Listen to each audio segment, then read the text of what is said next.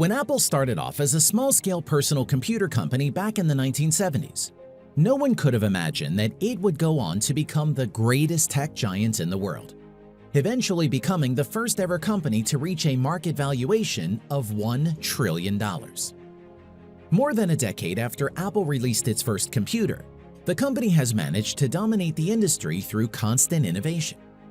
With newer versions of the iPhone, iPad, AirPods, and MacBooks released every year, Apple is constantly setting new standards when it comes to product development, offering its user experiences like never before. But how exactly did Apple manage to become the global phenomenon that it is today? Let's find out. Before we continue, make sure to give this a thumbs up, subscribe, and hit the bell icon for notifications. Let's begin. Nearly everyone knows that Steve Jobs was the genius behind Apple. But what most people don't know is that Jobs laid the foundation for his company with his friend Steve Wozniak. It was 1976 when Jobs and Wozniak decided to change the way people perceived personal computers. With Wozniak's technical expertise, the company built its first ever computer called Apple I, while Jobs handled the marketing and product development end. With the Apple I's simple user interface, Apple generated enough profit to fund their second computer, Apple II, which was just as profitable. The simple yet innovative design of the Apple II, along with its signature light build, the company helped Apple gain international recognition. However, despite their early success, Jobs and Wozniak had trouble taking their business further. Their new products like the Apple III never really took off, and the reason was a serious lack of innovation. Because of the creative gap that Apple was going through, it made way for other tech companies like IBM and DEC to take over the personal computer market. While Apple's computers were considered a luxury item, other companies worked to build more powerful computers that were marketed to people for professional and personal use, killing two birds with one stone. It was in the 1980s when Apple finally got over its block and put forward a product that went on to define the brand: the Macintosh. While it took some time for sales to go up, the Macintosh was an ultimate hit because Apple focused on their user experience more than anything else. The Macintosh was built to be the first ever successful personal computer to feature a graphical user interface, built-in screen and mouse.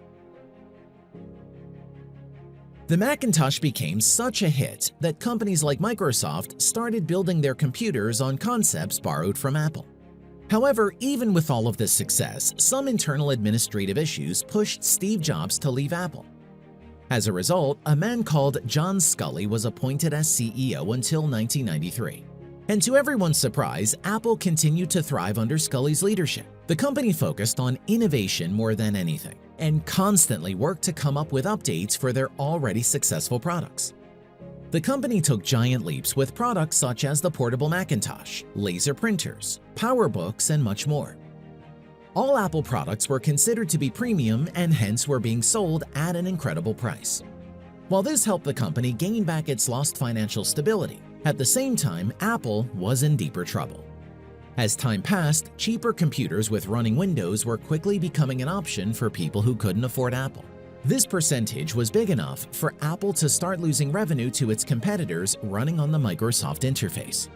The Windows operating system slowly took over as the industry standard, leaving Apple to face complete bankruptcy.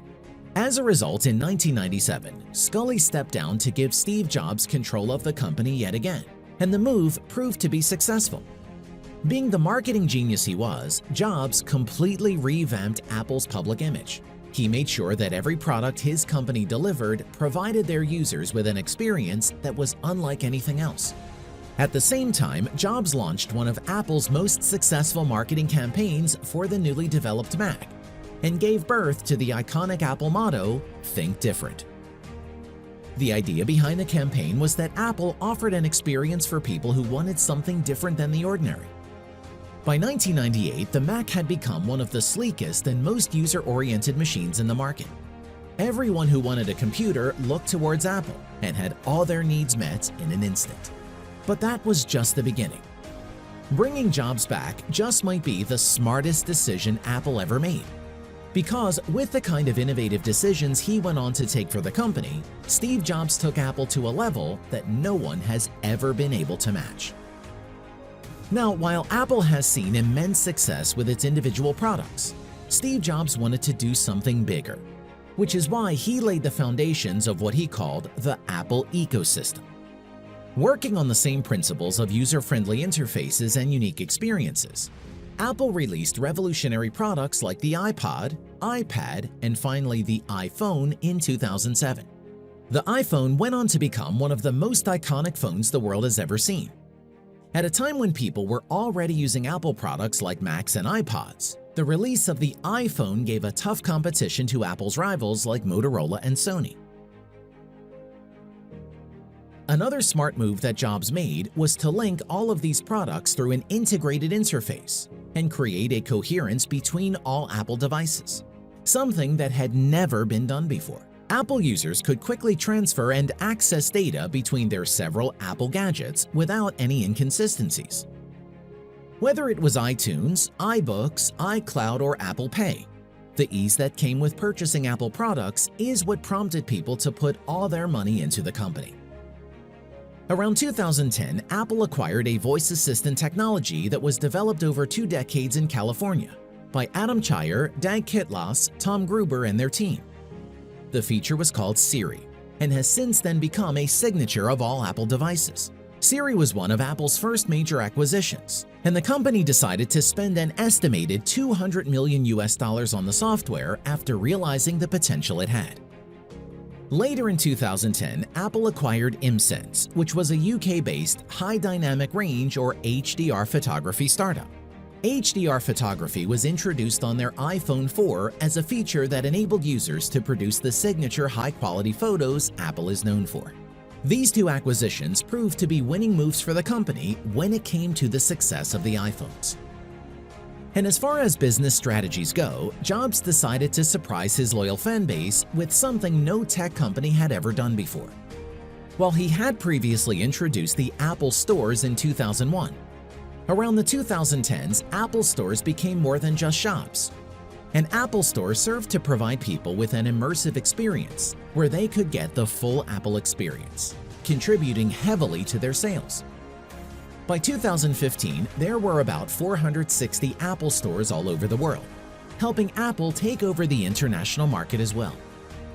Not just that, but the company also provided job opportunities for people all over the world when they expanded their business to Asia and Africa. The idea behind this expansion was to have a diverse team on board for Apple to make user experience decisions that would cater to all kinds of customers.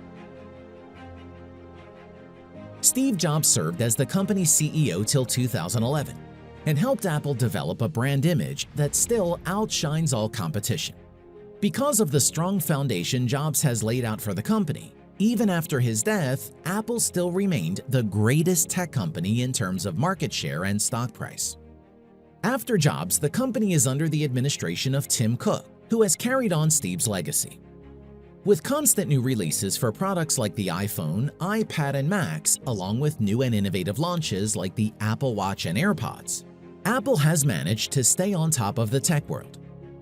In 2019, Apple decided to expand its customer base and launch services like Apple TV, which is a leading on-demand streaming service that comes with Apple devices, along with Apple Arcade, which is predicted to become one of the world's greatest video game services.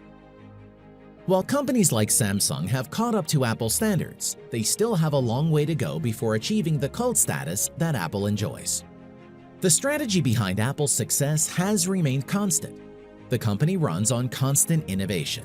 As of 2020, Apple has reportedly acquired more than 100 companies, and its shares currently trade for around $200.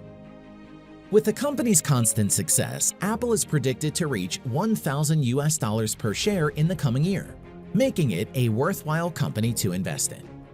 From a small personal computer company to dominating the tech world, Apple has had quite the journey. Apple's strategy of constant product and service development made it the trillion-dollar company that it is today. Even decades after its inception, Apple is a company that has survived all of its bad days, economic crises, and creative ruts. simply because of the smart business strategies it continued to adopt, with and without Steve Jobs' dynamic leadership. And as far as the future is concerned, it's safe to say that Apple will continue to dominate the global market in ways that we can't even imagine. Thanks for watching. If you enjoyed this video, do remember to give this a thumbs up, subscribe, and hit the bell icon for future notifications. Be inspired, and we will see you in the next one.